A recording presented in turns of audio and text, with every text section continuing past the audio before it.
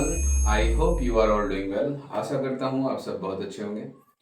तो इस वीडियो में हम लोग बात करेंगे झारखंड और केंद्र सरकार की, मतलब जो वो झारखंड के माइनिंग सेस के ऊपर जो पेंच अटकी हुई है उसको समझने की कोशिश करेंगे।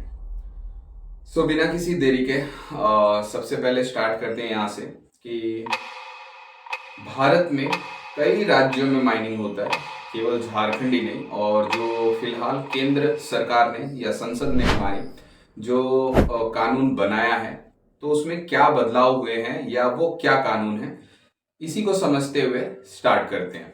तो आपको सबसे पहले ये जानकारी होगी कि जो जमीन होता है यानी लैंड, वो राज्य के हिस्से आता है, यानी स्टेट लिस्ट का बात होता है।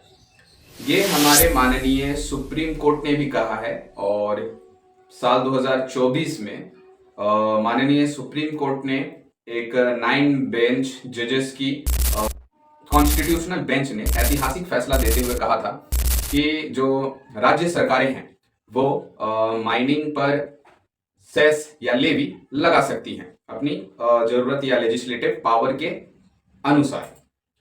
तो सुप्रीम कोर्ट के इस फैसले के बाद जो हमारी झारखंड गवर्नमेंट होती है, वो अपना जो है मिनरल बियरिंग लैंड एक्ट लेकर आती है, जिसके तहत वो सेस लगाती है। और उस सेस से लगभग 2024-25 में 7,110 करोड़ के करीब अनुमान है, जिसका माने राजस्व प्राप्त होता है सेस के रूप में। और यह अनुमान 2026-27 के लिए लगभग 13,000 करोड़ प्लस है। तो झारखंड गवर्नमेंट का या झारखंड सरकार का कहना है कि जो इस सेस से आमदनी राज्य सरकार को होती है, इस कानून जो केंद्र सरकार कानून लेके आ रही है, उसके बाद वो जो इनकम है वो कहीं ना कहीं डिक्रीज होगा। राज्य की जो रेवेन्यू रेजिंग पावर है वो सीमित होगी।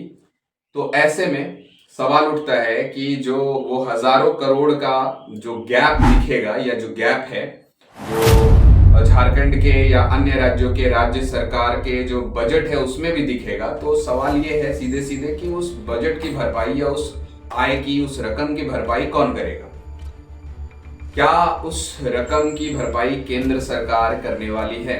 तो सवाल ये भी होना चाहिए। जिस तरह आपको पता होगा जीएसटी लागू हुआ था, तो उसमें ये कंपनसेशन का भी जिक्र था कि अगर मान लीजिए राज्य सरकारों को घाटा होता है तो केंद्र सरकार उसको देगी।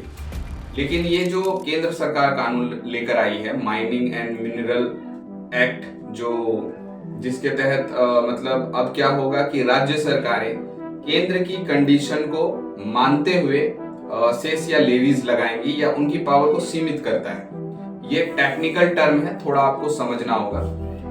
केंद्र का आर्ग्यूमेंट है, केंद्र सरकार का कहना है कि जो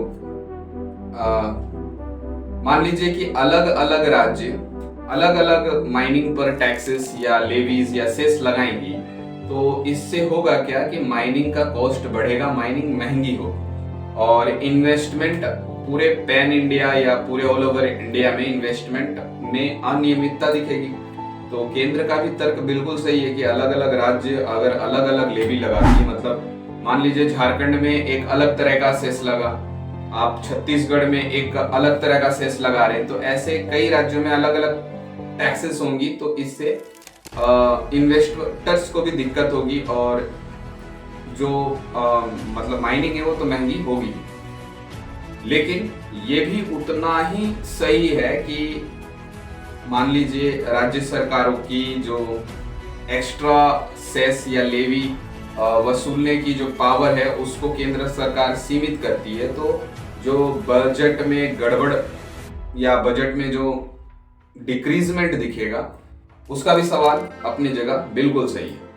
तो मेरे ख्याल से ये मुद्दा आगे चलकर कोर्ट में ही सुलझ पाएगा, क्योंकि सुप्रीम कोर्ट ने 2024 में राज्य सरकारों को ये अनुमति दी कि उनके लेजिस्लेटिव पावर के अनुसार वो टैक्स लेवी लगा सकती है। लेकिन अब केंद्र सरकार ने कानून बना दिया है जो 17 अगस्त को राष्ट्रपति की उसमें अनुमति मिल भी चुकी है। अब देखना ये होगा कि सेंट्रल गवर्नमेंट इस कानून को कब नोटिफिकेशन जारी करके पूरी रूप से लागू करती है। और इसमें जो सबसे बड़ा मुद्दा छूट रहा है वो ये होना चाहिए कि मान लीजिए राज्य सरकार कहती है कि जो हम लोग सेस लगा रहे हैं उससे हमको 7,000 करोड़ या 13,000 करोड़ का रेवेन्यू होता है, इनकम होता है। तो फिर सवाल राज्य सरकार से भी हम लोगों को पूछना चाहिए या राज्य सरकार से भी सवाल होने चाहिए कि उन पैसों से क्या माइनिंग इफेक्टेड एरियाज के लोगों को लाभ मिल पा रहा है। क्योंकि राज्य सरकार आगे तर्क देगी कि माइनिंग हमारे क्षेत्र में हो रहा है, माइनिंग से इम्पैक्ट यहाँ के लोग हो रहे हैं, माइनिंग का प्रेशर यहाँ को पड़ रहा है। तो अगर राज्य सरकार एक्स्ट्रा सेस लगाती है तो उस सेस से क्या इस क्षेत्र के जैसे मान लीजिए जहां पानी का जरूरत है वहां पानी के डेवलपमेंट में काम करना, जहां अस्पताल है नहीं है या अस्पताल के सेक्टर पे काम करना, रोजगार सृजित करना, पॉल्यूशन को कम करना और माइनिंग होने के बाद उस एरिया को वापस से रिक्रिएट करना, तो ये मतलब जो सेस है इसके लिए इस्तेमाल होना चाहिए। वहीं जो केंद्र सरकार है कहती है कि जो डीएमएफ फंड है या जो रॉयल्टी है, अन्य जो टैक्सेस है वो अपनी जगह रहेंगे, केवल एक्स्ट्रा जो लेजिस्लेटिव पावर है उस पे हम लोग सीमांकन करेंगे या यूं कह लीजिए कि एक पैन इंडिया फ्रेमवर्क माइनिंग में बनाने के लिए ये काम करा जा रहा है। तो अब देखना यही होगा। मैं तो बस बिना किसी मतलब पॉलिटिकल एंगल के इस पूरे टॉपिक को दिखाना चाहता था। सो आई होप आपको समझ आया होगा। तो लास्टली अगर कंक्लूजन करना हुआ तो मैं बस इतना कहूँगा कि जो जमीन होता है लैंड, वो राज्य सूची का विषय होता है। लेकिन प्रॉब्लम यहाँ आई कि केंद्र के पास माइनिंग मिनरल रेगुलेशन, संसद के पास ये पावर होती है कि वो इसको रेगुलेट करे। तो प्रॉब्लम यहाँ फंस रही है कि केंद्र के पास एक अधिकार है, राज्य के पास एक अधिकार है, और इस कानून के आने के बाद वाकई में झारखंड में जो एक्स्ट्रा कॉन्स्टिट्यूशनल पावर है सेस लगाने की माइनिंग के ऊपर, वो सीमित हो जाएगी और इससे राज्य के जो बजट है उसमें भी असर दिखेगा ही दिखेगा, डेफिनेटली दिखेगा। तो लास्टली मेरे विचार से तो ये मामला कोर्ट में जाने वाला है, वहीं फंसने वाला है। अब देखना ये होगा किस तरह से ये क्लियर होता है या नहीं हो पाता है, या इस पर अभी भी बहस जारी रहेगी। सो मिलेंगे नेक्स्ट वीडियो में, और भी अगर कोई अपडेट होता है इस पे तो हम लोग बात करेंगे।